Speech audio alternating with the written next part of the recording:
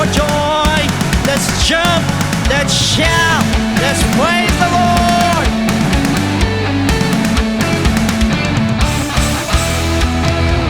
When I'm weak, I'm always strong through the power of the love you've given unto us.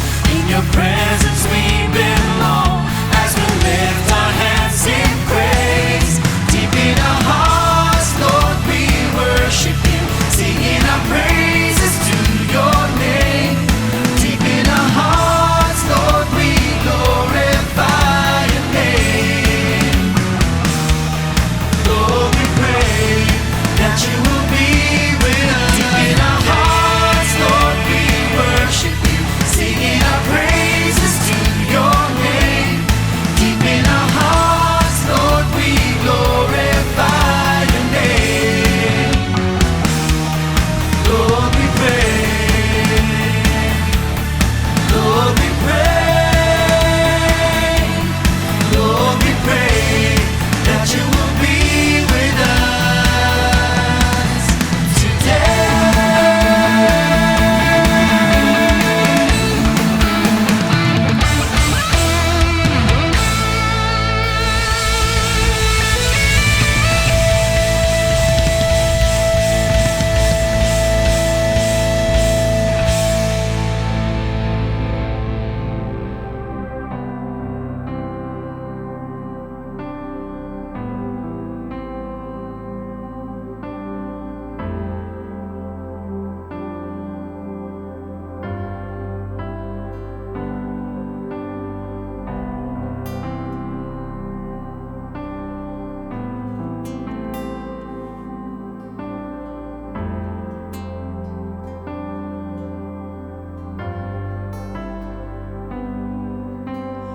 Lead me to the rock that's higher than I.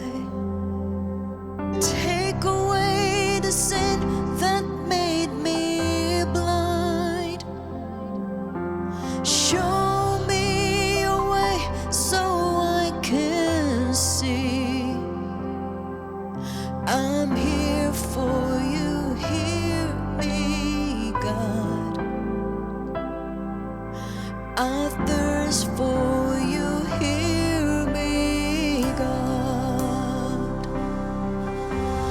Oh, Holy Spirit, oh, Holy Spirit, Holy Spirit, I wait on you.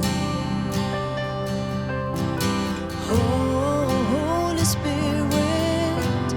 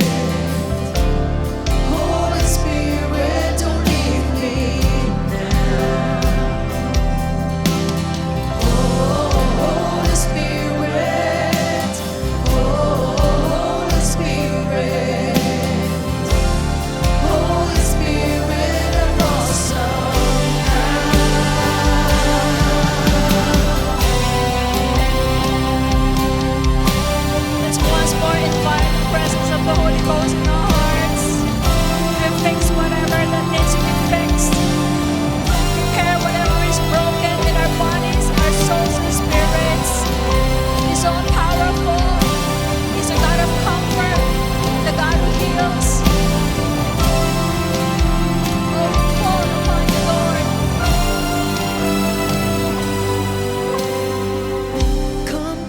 Come down and fill me. Your healing power and touch me.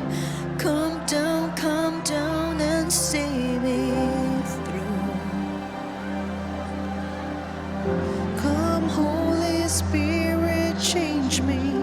Break chains so you can free me. Come down and see me through. Come down and fill me. Your healing power and touch me. Come down and see me through. Let the Holy Ghost minister upon you right now. Come, Holy Spirit, change me. Let the strength of the Holy Ghost touch you, heal you, fix you. Come down and see me through. Sing one more time. Sing, church, come down. Come down and fill me. Your healing power and touch me. Come down and see me through. Hindi ka papautismado ng Banal na Espiritu Santo. You ask the Lord tonight. Change me. Break chains so If you have been you baptized can and you need the free me. infilling of the Holy Come Ghost, down ask Him and see me tonight. through. Ito ang gabi para sa lahat ng mga anak ng Diyos na niniwala sa bautismo na ng Banal na Espiritu Santo, sa niniwala sa kapangyarihan ng Banal na Espiritu Santo. Huwag mo hayaan humadlang sa puso, sa isip mo, sa katawan mo. Release!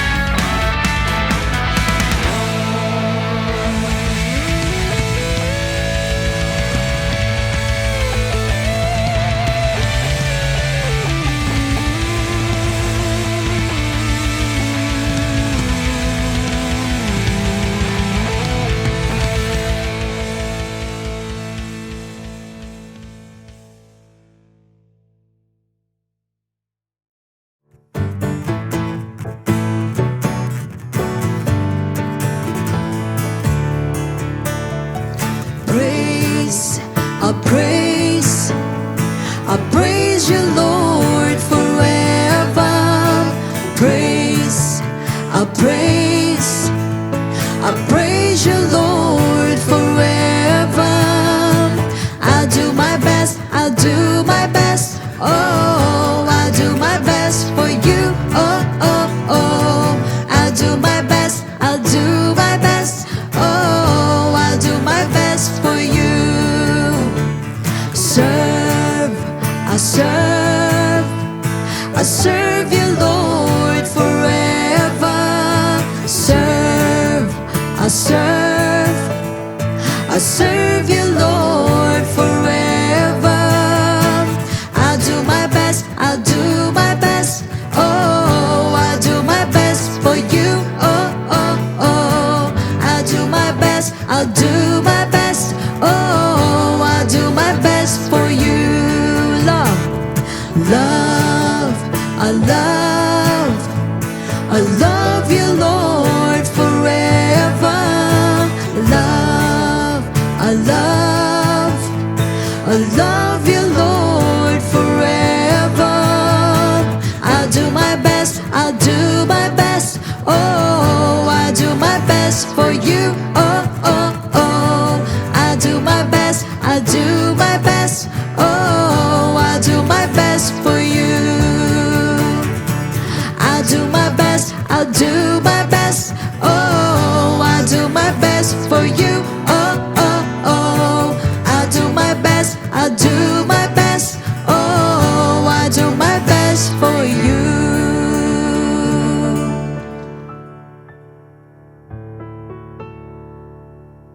Magandang gabi po mga kapatid. Welcome to our online General Bible Study. Nagpapasalamat po ako sa ating pong Diyos na buhay dahil muli na naman po niya tayong binigyan ng pagkakataon para makapag-aral po ng kanyang pong mga salita. At salamat din po sa ating pong beloved Bishop Lou and Pastor Norma sa kanila pong suporta sa ating pong gawain. So excited na po akong i-share po sa inyo ang mensahe po ng ating Panginoon na ating pong pag-aaralan. Pero let's pause for a moment para magbigay po ng panalangin, humingi ng gabay sa ating Panginoon. Humingi po tayo ng guidance po sa Kanya. Yuko natin na ating pong mga ulo, pikit po natin na ating pong mga mata. Lord God, maraming salamat po sa gabing ito, sa buhay po ng bawat isa po na nanarito. Salamat, Panginoon, sa pagkakataon na ito na muling makapag-aral po ng iyong mga salita. Hinihiling po namin ang iyong pong banal na presensya sa aming pong kalagitnaan. Samahan mo po kami, buksan mo po ang aming mga puso, ang aming mga isip upang maunawaan po namin ang iyong pong mensahe. At turuan mo din po kami na maging tapat, na may malasakit at tawa, at ingatan niyo rin po ang bawat isa po na makikinig. Ipinagkakatiwala na po namin sa inyo ang buong daloy ng programang ito. Muli sa iyo po lahat na kadakilan, kapurihan, in Jesus' name. Amen. Praise the Lord. Last week we have discussed part 3 in which we learned about the true hero in the parable. Walang iba kundi yung master po. And that God values compassion and mercy above. At natutunan din po natin na ang temporary wealth po should be used in ways that benefit eternal souls. But tonight, as we proceed with part 4 of this parable, let's answer this question. Is hoarding wealth the same as wasting it? Magkaparehas po ba kaya itong dalawang ito? Pag-aralan po natin. So brothers and sisters, sa unang tingin po, para baga napaka-straightforward po yung pong accusation laban po dito sa steward na to. He wasted his master's goods. So karamihan po ng tao, natural po na ina-assume po na ang pera po ay naaaksaya lang po once na ito po ay mawala or maubos or nasisira or ginasta po ng walang katalinuhan. However, in-expand po ni Jesus Christ ang ibig sabihin po ng financial ways sa pamamagitan po ng pagpapakilala po ng mas malalim po na moral at spiritual na tanong. Ano po ito? Nasasayang lang ba ang kayamanan kapag ito'y nauubos sa pabayang paggastos? Or maaaring itong masayang kung ito po'y iniipon lang at hindi naman kailanman ginagamit para sa layunin po ng Diyos? So yan po ang pag-aaralan natin ngayong gabi. Throughout Scripture, ang yaman po na nakaimbak lang po at hindi man lang po nakapaglingkod o nakapagsilbi sa iba is often portrayed as spiritually dangerous. Why so? Tignan po natin ang nangyari po sa Luke chapter 12 verses 16 to 21. Basahin po natin. Then he spoke a parable to them, saying, The ground of a certain rich man yielded plentifully. And he thought within himself, saying, What shall I do, since I have no room to store my crops? So he said, I will do this. I will pull down my barns and build greater, and there I will store all my crops and my goods. Now verse 19, nasabi niya, and I will say to my soul, soul, you have many goods laid up for many years. Take your ease, eat, drink, and be merry. But God said to him, fool, this night your soul will be required of you. Then whose will those things be which you have provided? So is he who lays up treasure for himself and is not rich toward God. So ito po yung kwento ng rich fool who stored his abundant harvest in larger barns. So although hindi naman po niya nawala yung kanya pong yaman sa pamamagitan po ng reckless behavior, pero kung mapupuna po ninyo, tinawag pa rin po siyang fool ng Diyos. Why? Dahil po nabigo po siyang i-recognize yung pong pansamantalang kalikasan po ng buhay at yung pong responsibilidad na gamitin po yung kanya pong mga resources na mayroon pong katalinuhan. Kasi po, hindi po niya ginamit yung kanyang yaman para sa compassion, sa generosity, at gain din po sa kingdom purpose. So similarly, ang sabi po sa Matthew chapter 6 verses 19 to 21, dito po nagbigay po ng babalaan Lord laban po sa pag-iimpok po ng kayamanan. Solely para lang po sa sarili.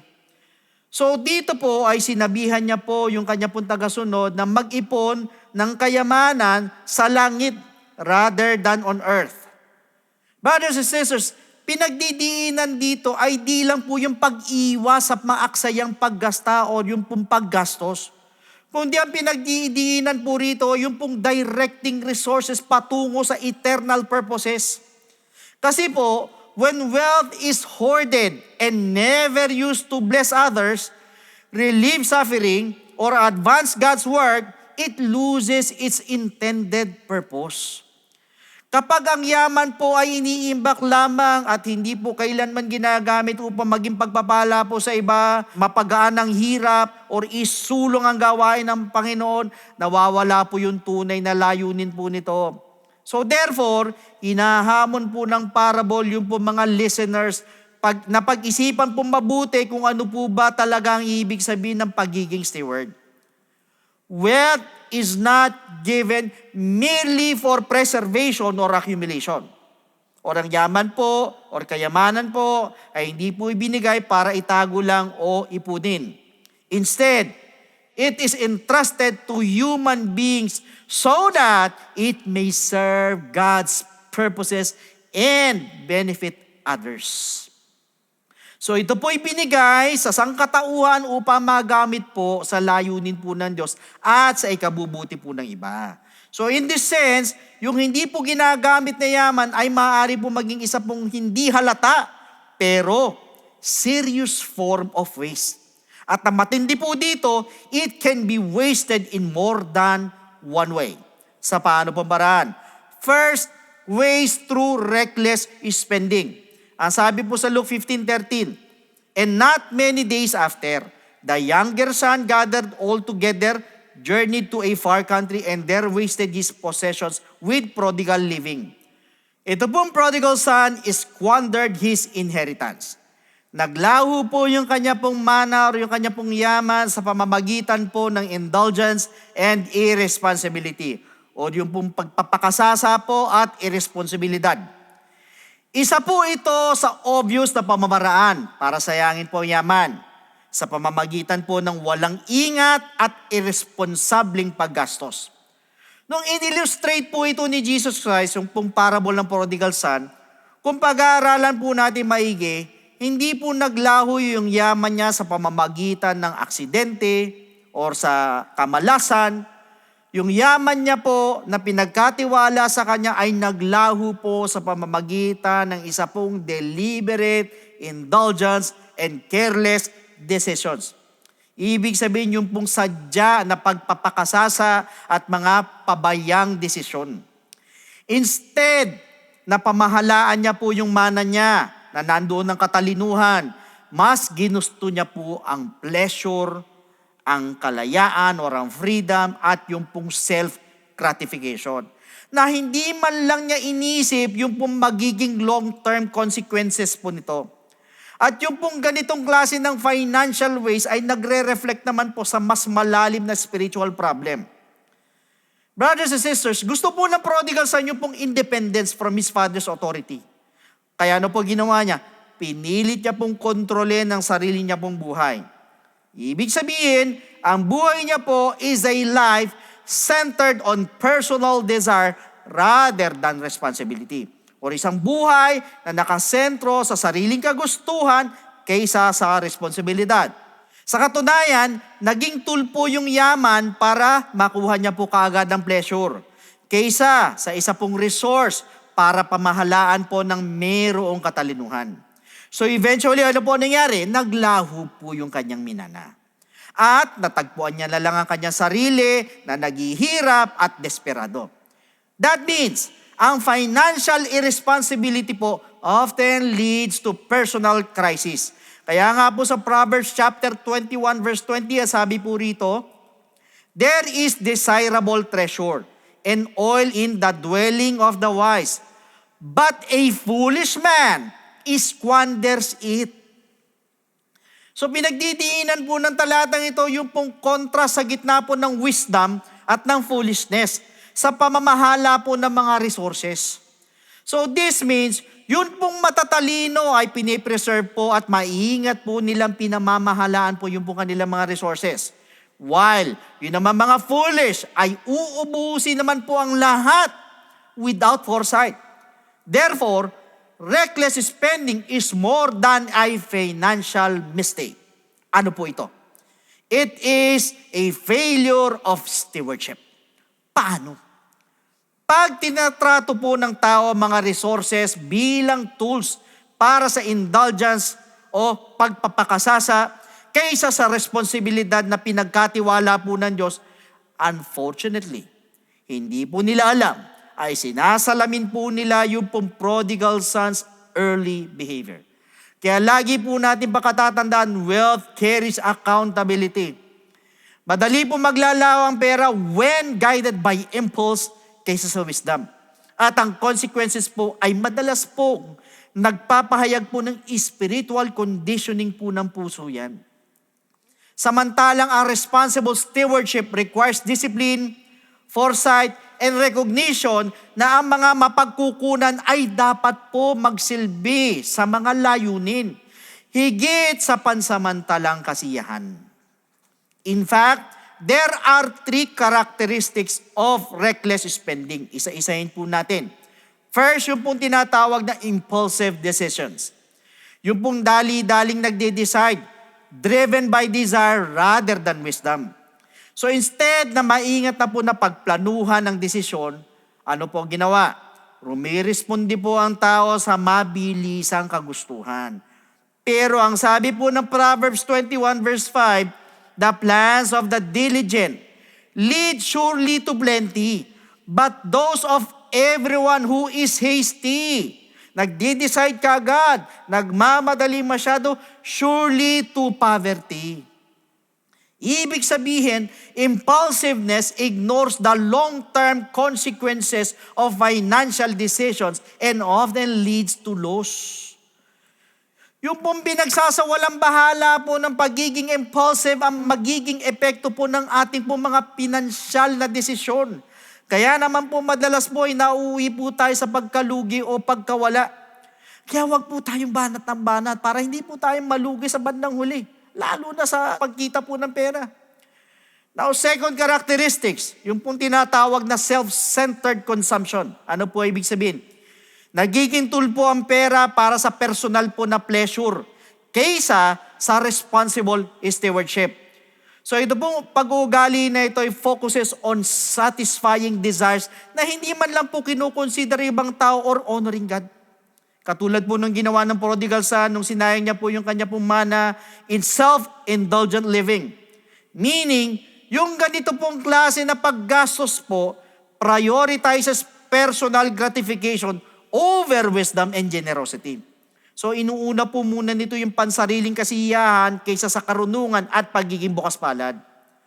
Now, third characteristic, yung pong lack of foresight and discipline. Ano po ibig sabihin? Let it be known mga kapatid na kailangan po ng pagpaplano, pagpipigil, at ng awareness mo para sa future needs ng isa pong wise stewardship. Pag wala po ang discipline, mabilis pong naglalaho ang mga resources.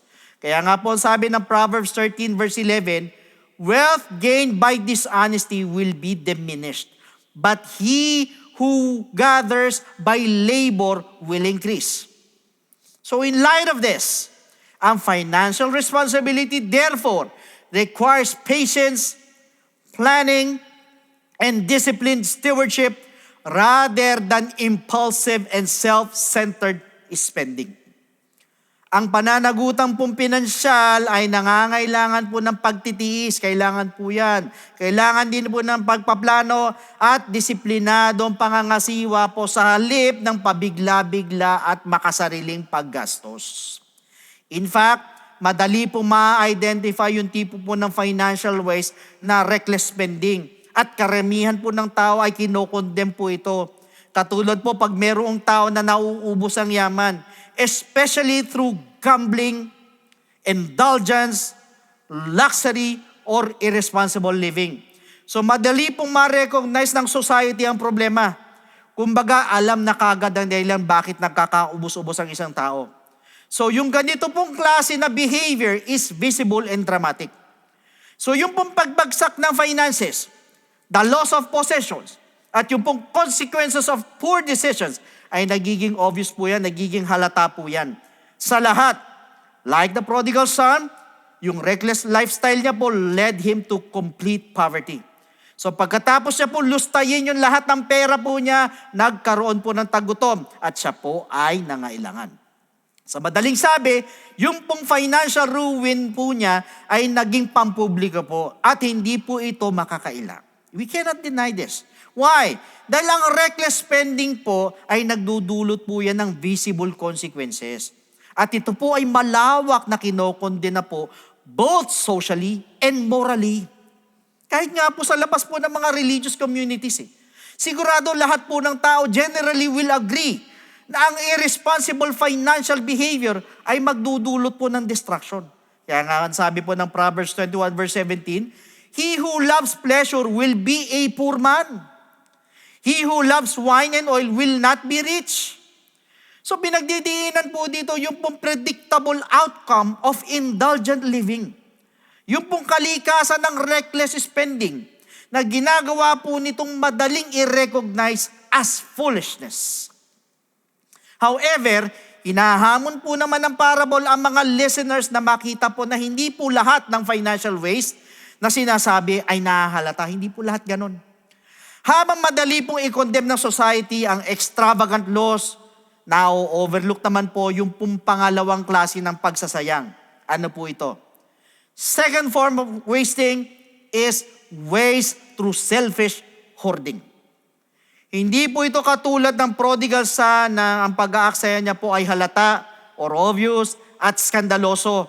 So yung pong hoarder ay nagmumukha po itong responsible and successful. Yet sa mata po ng Diyos, yun pong yaman na ang may-ari lang po ang nakikinabang po ay maaari rin po maging kasing mapanira sa spiritual. Same with the parable of the rich fool in Luke 12:18. Naranasan po nung rich man yung pong unusually abundant harvest. Na-experience niya po yan . So instead, natignan niya po yung kanyang prosperity bilang isang pagkakataon po para i-bless po ang iba. Ang inisip lang niya po is only about preserving at palawakin po ang kanyang yaman. Yun lang ang nasa utak niya. Kaya po ang sabi niya po sa verse 18, I will pull down my barns and build greater, and there I will store all my crops and my goods. So tila baga ang solusyon niya lang po is abundance by accumulation. Yung pong kasaganaan sa pamamagitan ng pag-iipon. So patuloy na lumago po at lumaki po yung kanya pong yaman. But unfortunately, the problem is this. His resources benefit no one but himself. Sarili lang niya ang nakinabang. Ni wala pong sinabi ang Bible na tumulong po siya sa mahihirap. Sinuportahan yung mga nangangailangan, wala pong sinabing ganun, or even honoring God with His increase. So yung pong kabuuan po ng kanyang financial vision ay umiikot lang po sa storage and security.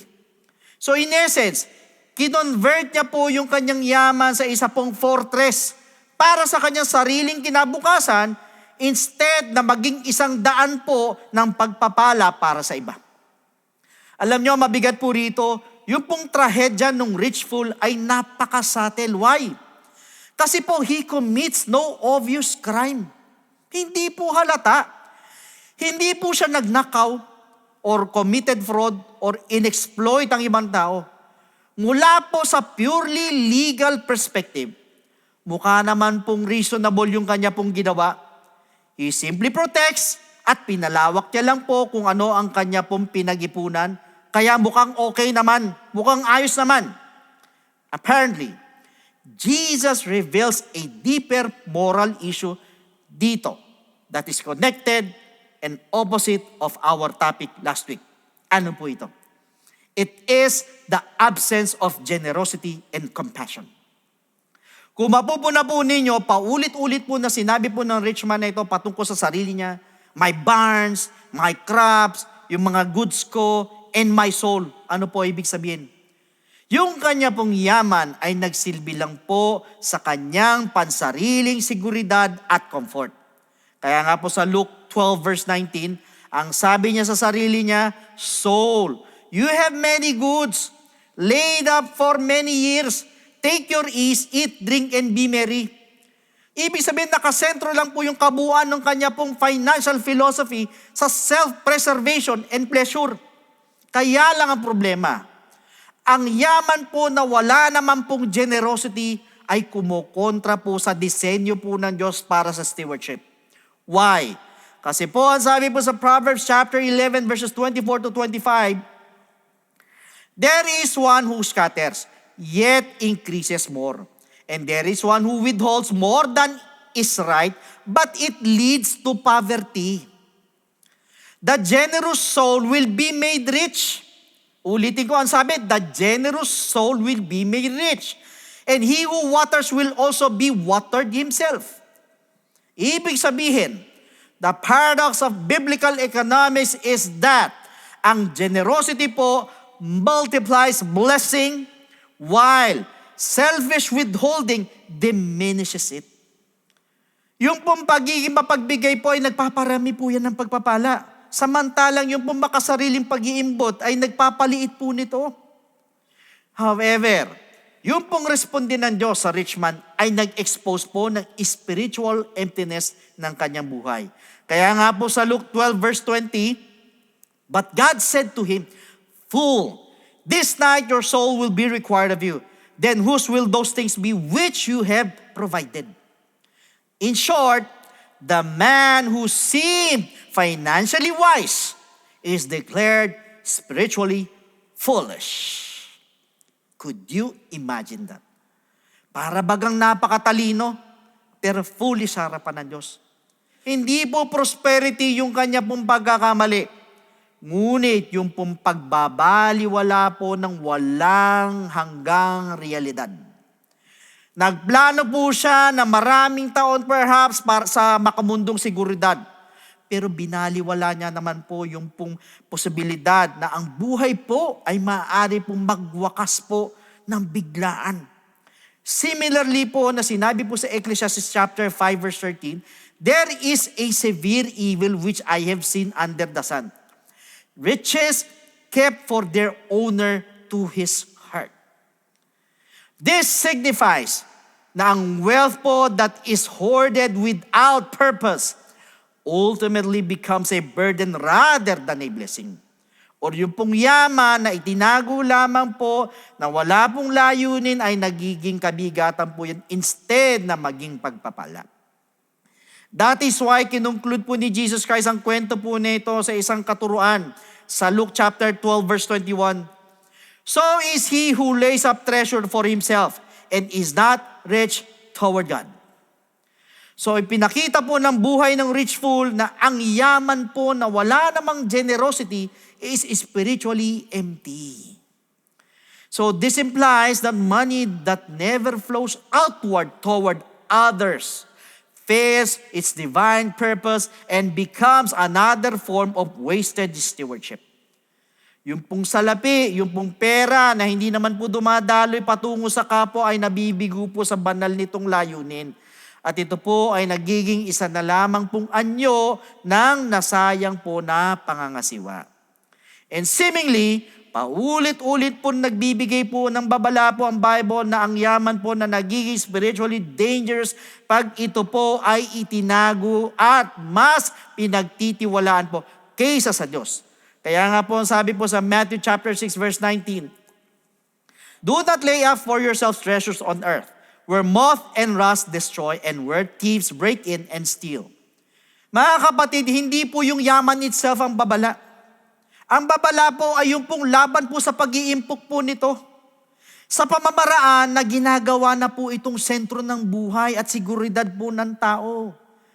Kapag yan na po ang focus, wala na pong iniisip kundi pera, magkapera, yumaman, puro pagkakakitaan, basta pera, mabilis pa sa 4:00.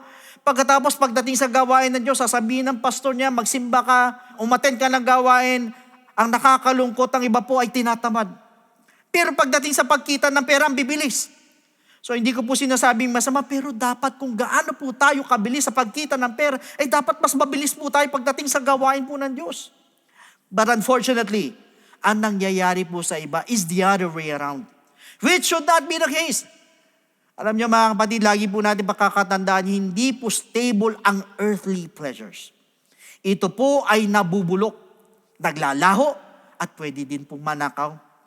Pag nilalagay po natin ang ating pong kumpiyansa sa pansamantalang yaman, hindi po natin namamalayan ay nagiging mahina na po yung ating pong mga spiritual foundation. At isa po ito sa major na panganib ng hoarded wealth. Yan po yung illusion of security. Ano po ibig sabihin nito? Money appears to promise control over the future, protection from hardship, comfort in old age, and influence in society. So nagmumukhang seguridad po siya at control sa kinabukasan. Ito pong pera, protection mula sa paghihirap. Mukha rin kaginhawahan kapag tumanda ka na, nagkaedad ka na. At impluwensya sa komunidad. Pero ang sabi ng Proverbs 11:28, "He who trusts in his riches will fall." Ulitin ko malino na sinabi, "He who trusts in his riches will fall, but the righteous will flourish like foliage." That means, yung ganyang klase po ng seguridad ay nakakapandaya. And truth be told, madali pong palitan po ng yaman ang pagtitiwala po sa Diyos. Ito po ay nagiging tahimik na substitute savior. Ibig sabihin, hindi po natin namamalayan pag dito na po tayo umaasa. So therefore, ang hoarded wealth po becomes spiritually dangerous when it shifts the heart's trust away from God. Spiritually, nagiging mapanganib po kapag ang ating pong itinagong yaman ay nagtutulak na po yung palayo ng ating pong tiwala mula po sa Diyos. Instead, natignan ang pera bilang isang tool para saan? Para sa serbisyo at generosity, nagsisimula na po yung pong hoarder na makita po ito bilang isang source ng identity at security. Ultimately, yung po mga katuruan po ni Jesus Christ ay nagpapaalala po sa mga mananampalataya na ang tunay na seguridad ay hindi po matatagpuan po yan sa mga nakaimpok na kayamanan sa mundo. No. Sapagkat ito po ay matatagpuan lang po sa buhay na relasyon po sa Diyos. In fact, ang hoarded wealth produces spiritual blindness. Sa paano pong paraan? Once ang material prosperity po ay naging sukatan po ng tagumpay, nagsisimula pong i-assume ng tao na yung pong kanilang panlabas na abundansya reflects spiritual health. Like the Laodicean church po sa Revelations chapter 3 verse 17. Ang sabi po rito, "Because you say, I am rich, have become wealthy, and have need of nothing, and do not know that you are wretched, miserable, poor, blind, and naked." So pinaniniwalaan po kasi ng church, na ito pong Church of Laodicea, na ang ibig sabihin po ng financial prosperity was being strong and secure. Pero pinahayag po ni Jesus Christ ang kabaliktaran. Binulag po sila ng kanila pong yaman sa kanila pong tunay na spiritual condition. Why is this? Kasi po, ang material abundance can easily create the illusion of self-sufficiency. Ibig sabihin yung pong material na abundansya po ay maaari po yan na magbigay po ng ilusyon na kaya mo mag-isa. Pag madami po ang resources, nararamdaman po kasi ng tao na hindi na po nila kailangan umasa sa Diyos. At nakakalungkot po, nagiging less urgent na po ang panalangin, naglalaho na kung minsan ng humility, kaya nga po yumayabang ang iba. Nung dating wala ka, napakababa ng puso mo, pero nung nagkaroon, akala mo kung sino na. At hindi lang po yan. Ang matindi po rito, yung pong gratitude po ay humihina na. Nakalimutan na po magpasalamat sa Diyos. Instead na makita po nila ang kanila pong sarili bilang mga dependent stewards, nagsisimula na po nilang tignan ang kanila pong sarili bilang mga self-made providers. Pero ang sabi po ng Deuteronomy chapter 8 verses 17 to 18, "Then you say in your heart, my power and the might of my hand have gained me this wealth." Ulitin ko, my power sa kapangyarihan ko and the might of my hand sa kalakasan ng kamay ko have gained me this wealth. And you shall remember the Lord your God, for it is He who gives you power. Sino daw ang nagbibigay ng power? It is He, ang Diyos daw ang nagbibigay ng power. Para saan? To get wealth, that He may establish His covenant which He swore to your fathers as it is this day. Sinabihan po ng Diyos ang Israel na huwag pong sabihin sa kanila pong mga puso na my power and the might of my hand have gained me this wealth. Huwag daw po yun ang sabihin. Pinaalalahanan po sila ng Diyos na siya po ang nagbibigay ng ability to produce wealth. Sa makatuwid, hoarded wealth thus dulls spiritual perception. Or yung pong naimbak po na kayamanan ay nakakapagpahina po yan ng spiritual na pangunawa. So kinukumbinsi po kasi nito yung pong puso na ang comfort po equals blessing. At ang prosperity po equals righteousness. Yet, pinakita po ng Laodicean church that a person or a church may appear prosperous while remaining spiritually impoverished. Ang isang tao o ang isang simbahan po ay nagmumukang nasa kasaganan habang nananatiling naghihirap spiritually. Mga kapatid, dumarating po ang tunay na spiritual side pag ang mga mananampalataya po recognize na ang kanila pong matinding pangangailangan is not more possessions. Bagkus, ito po ay ang mas malalim na dependence sa Diyos at ng faithful stewardship sa kung ano po ang kanyang pinagkatiwala. Moreover, ang hoarded wealth po eventually becomes wasted wealth. Ibig sabihin, yung pong yaman na inipon po only para sa personal na seguridad eventually becomes wasted wealth. Please do not get me wrong, hindi ko po sinasabi na masama mag-ipon. Dapat lang na mag-ipon po tayo, lalo na po't napakahirap po ng buhay. Pero, ang sinasabi ko po ay hindi po yung possession ang problema. Ang problema po ay yung pong layunin po nito. Pag ang mga resources po kasi ay hindi po kumilos beyond the owner at kailanman ay hindi po nagsilbi sa layunin po ng Diyos, doon po nawawala yung pong spiritual meaning. Kaya nga po ang sabi ng Ecclesiastes chapter 5 verse 13, "There is a severe evil which I have seen under the sun. Riches kept for their owner to his hurt." So instead na maging pagpapala para sa may-ari, ang hoarded riches po ay nagiging isang kabigatan po yan na nakakasakit po doon sa humahawak po nito. Now, why is this? Kasi po yung pong yaman na hindi po ginamit para sa mabuti, madalas po produces anxiety, it produces fear, and obsession with preservation. So yung po may-ari po ay nagiging preoccupied with protecting what he has accumulated. Rather, nagamitin po ito para po pagpalain naman po ang ibang tao. However, ang sabi po sa Ecclesiastes chapter 5 verse 15, "As he came from his mother's womb, naked shall he return. To to go as he came, and he shall take nothing from his labor, which he may carry away in his hand. Tandaan po natin, wala pong dami na naipon ang kayang sumunod po sa tao beyond death. Similarly, in James chapter 5, verses 2 to 3, ang sabi rito, your riches are corrupted, and your garments are moth-eaten. Your gold and silver are corroded, and their corrosion will be a witness against you, and will eat your flesh like fire. You have heaped up treasure in the last days. Ibig sabihin, therefore, wealth that sits unused ultimately decays. Alam niyo po, ang tunay po na biblical stewardship recognizes na ang pera po has value pag nagagawa po nito ang layunin po ng Diyos. Like yung pong relieving suffering, supporting ministry, and even helping others. Pero pag hindi po ito kumilos ang yaman na ito beyond personal possession, ito po ay nagiging spiritually wasted, nasasayang, at nawawala po yung pinakalayunin na pinahintulutan po ng Diyos para ito po ipagkatiwala. So to cut the story short, ibig sabihin, first, ang wealth po ay dapat ginagamit po as a tool rather than a master. Bakit? Dahil doon po sa mga teachings mo ni Jesus Christ, ang yaman po never presented bilang isang ultimate goal sa buhay.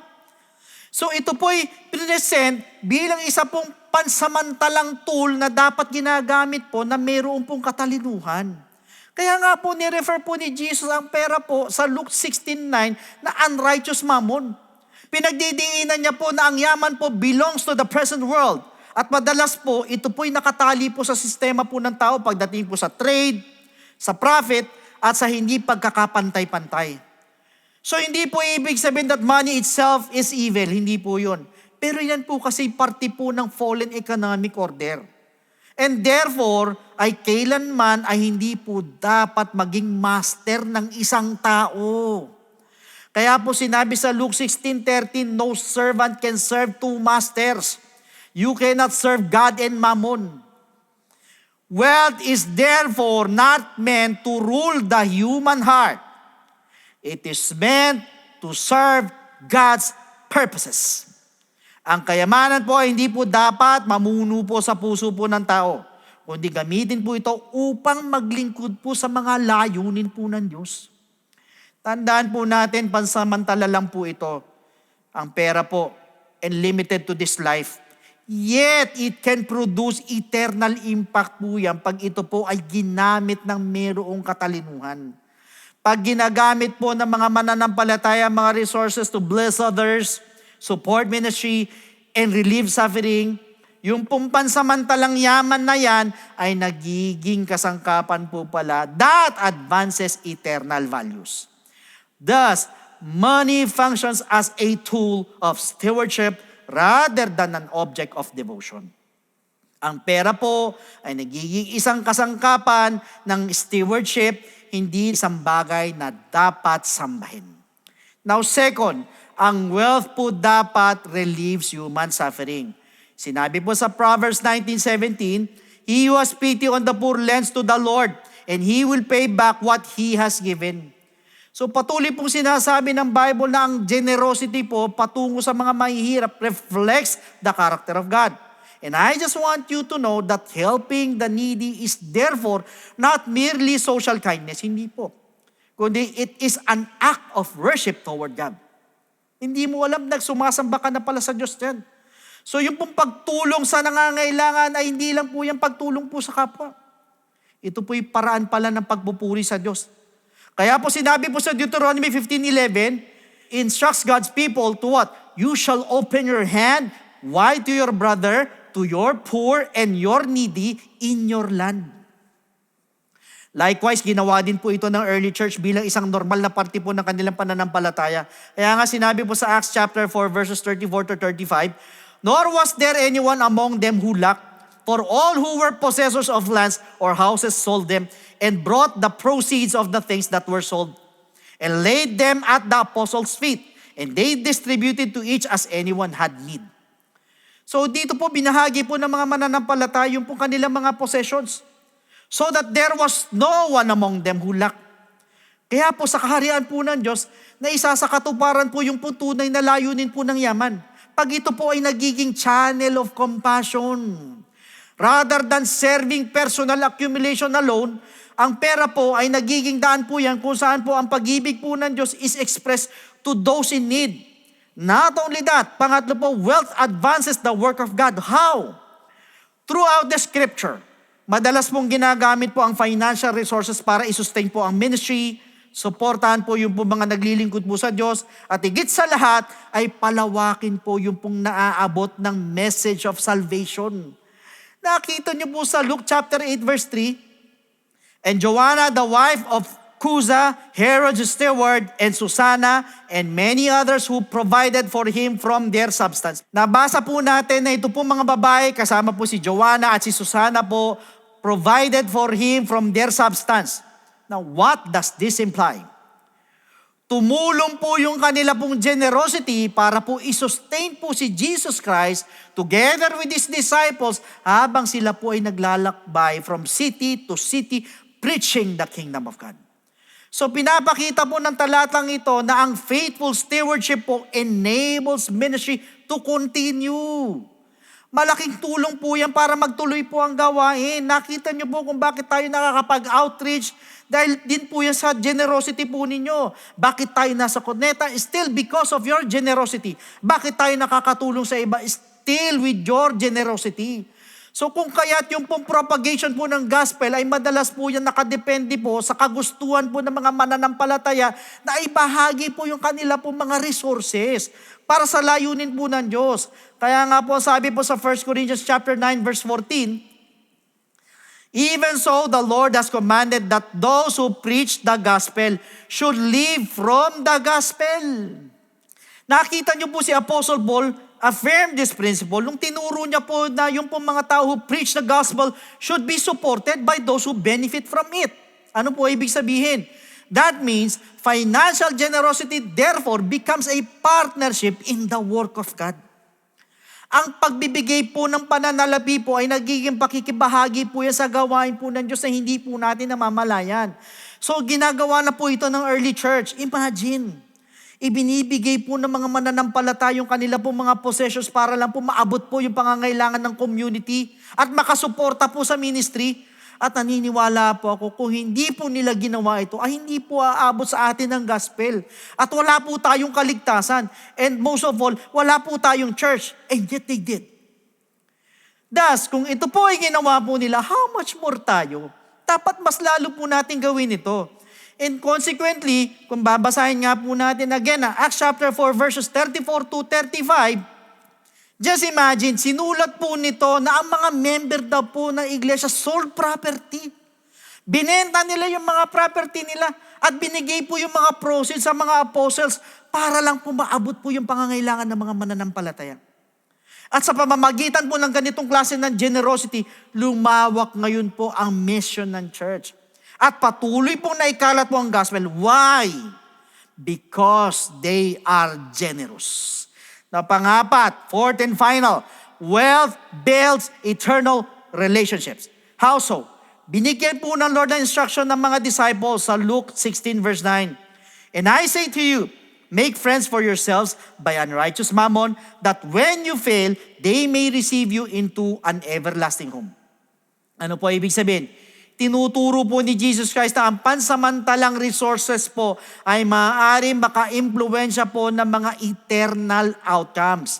Paano?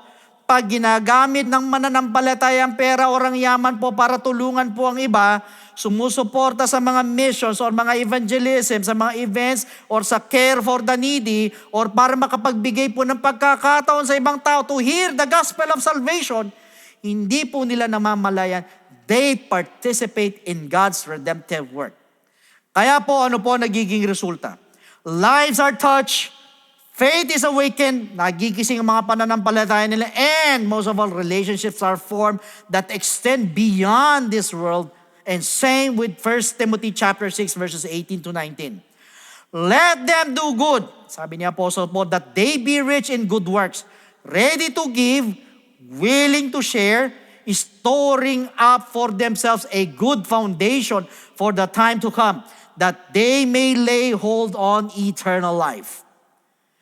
That is why sa pamamaraan po nito, ang pansamantalang yaman po ay nagiging daan po yan of investing in eternal lives. Thus, money itself cannot enter eternity. Nonetheless, yung pong mga tao na natulungan, na-encourage, napalakas, at naabot po sa pamamagitan ng ating generosity will remain forever. So in conclusion, tinuturuan po tayo ng Lord na maging generous at all times. Mapamayaman ka man, mahirap ka man, may pera ka, wala ka, kahit paano, pilitin po natin. Para po marami po ang maabot at marami po ang matulungan at higit sa lahat ay makakilala po sa Diyos. Tandaan po natin, malaki po ang maitutulong po natin sa pagkalat po ng gospel message kapag ibinabahagi po natin kung ano man po ang ipinagkatiwala po sa atin po ng Diyos. At dito po nagtatapos ang part 4 of the parable of the unjust steward. At salamat po sa Panginoon sa napakagandang mensahe. Alam ko po marami po tayong natutunan. So dito po muna tayo magtatapos. Next week po itutuloy po natin. But for the meantime, tayo po'y magpasalamat sa ating Panginoon. Yuko natin ng ating pumaulo, tayo po'y manalangin. Lord God, maraming salamat po sa iyong po mga salita.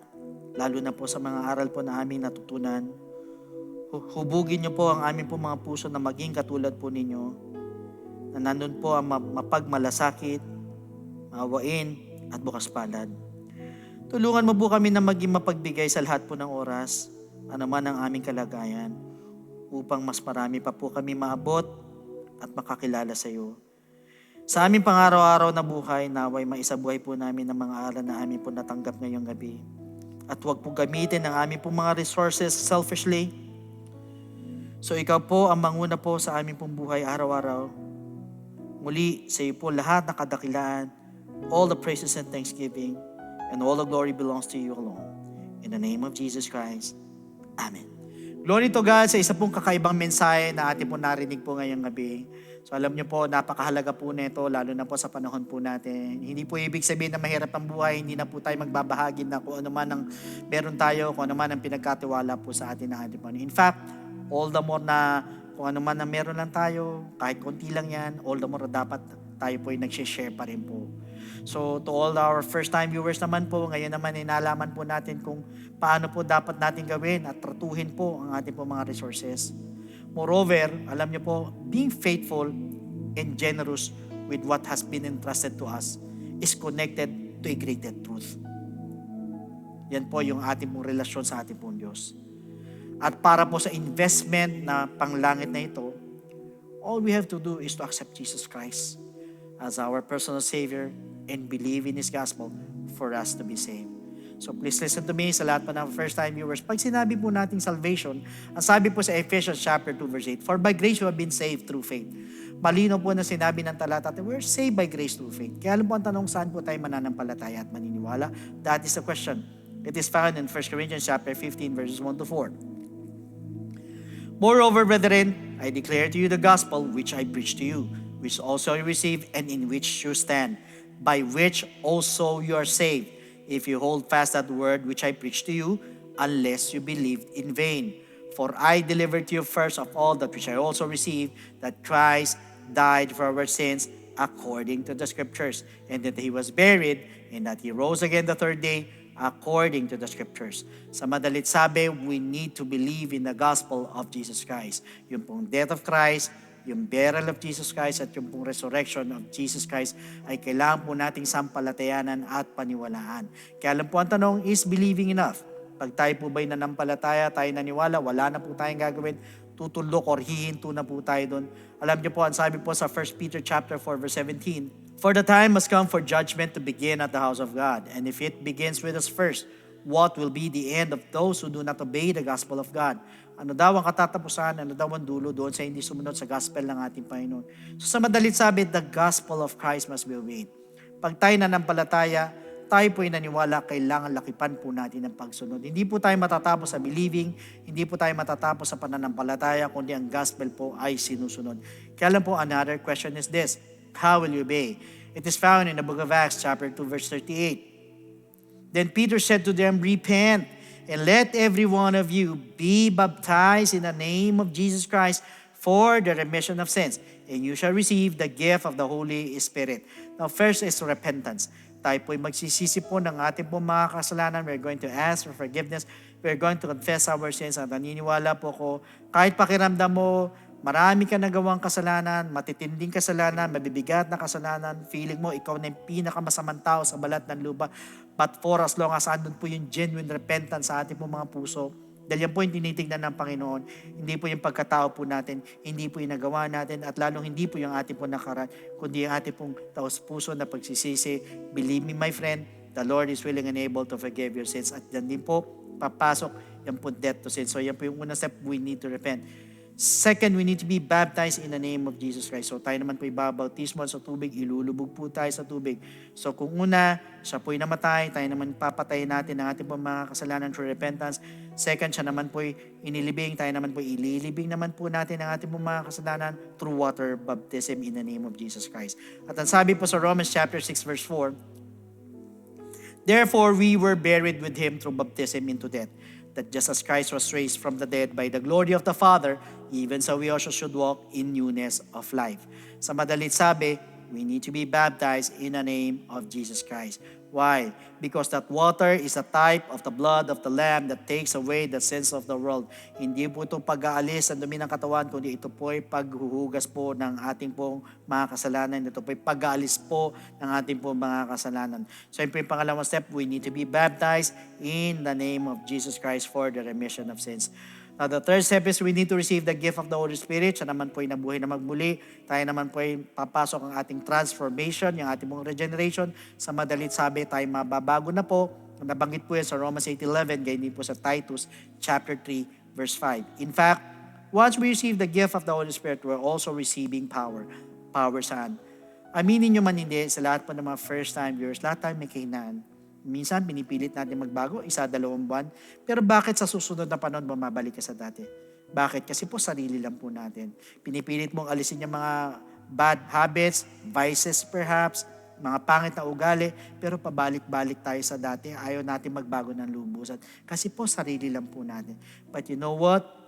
Once you receive the gift of the Holy Spirit, yan po yung sinasabi po nating power. Power saan? Power to overcome all our weaknesses. At yan din po yung magpapaalala po sa atin para makasunod po sa kalooban po ng ating Panginoon. So take note, ito po 3 bagay na ito ay kailangan maganap po sa ating po mga buhay. First, we need to repent. Second, we need to be baptized in the name of Jesus Christ for the remission of sins. And thirdly, we need to receive the gift of the Holy Spirit, and that is what we call the good news, and that is the gospel of Jesus Christ. So at this moment, sa lahat po ng gustong tumanggap sa ating Panginoon, pwede po ba na itaas po natin ang ating 2 kamay bilang tanda ng pagsuko, yung po natin ang ating pumahulo, at habang binabanggit po ninyo ang panalangin ito, lagay po natin sa puso, yung ating pong taos-puso na pagsisisi, hingi tayo ng tawad sa Panginoon habang binibigkas po ninyo ang panalangin ito. Please repeat after me. Panginoong Jesus, lumalapit po ako sa iyo bilang isang makasalanan. Patawarin mo po ako sa lahat ng aking mga pagkakamali at pagkukulang. Sa oras na ito, tinatanggap po kita bilang sariling tagapagligtas at tinatanggap po kita bilang Diyos ng aking buhay. Naniniwala po ako na ikaw ay namatay, ikaw ay nilibing, at sa 3 araw ay nabuhay na magmuli. Tulungan mo po ako makapagsimula ng bagong buhay at idagdag mo po ako sa iyong kaharian. Maraming salamat po sa pangalan ni Jesus. Amen. Yan po yung first step. Para sa pangalawang step po, andyan po yung mga telephone numbers po natin. Sa mga interested po magpabaptize, pwede kayong tumawag sa mga numbers na yan para makapagpa-schedule po tayo ng water baptism. Otherwise, andyan po ang ating pong FB page. Iwan lang po kayo ng mensahe para masagot po namin to give you further instructions. So once again, maraming salamat po for tuning in tonight. So kita-kita po tayo next Thursday for a new learning from the Lord. So God bless every one of you, and to God be all the glory.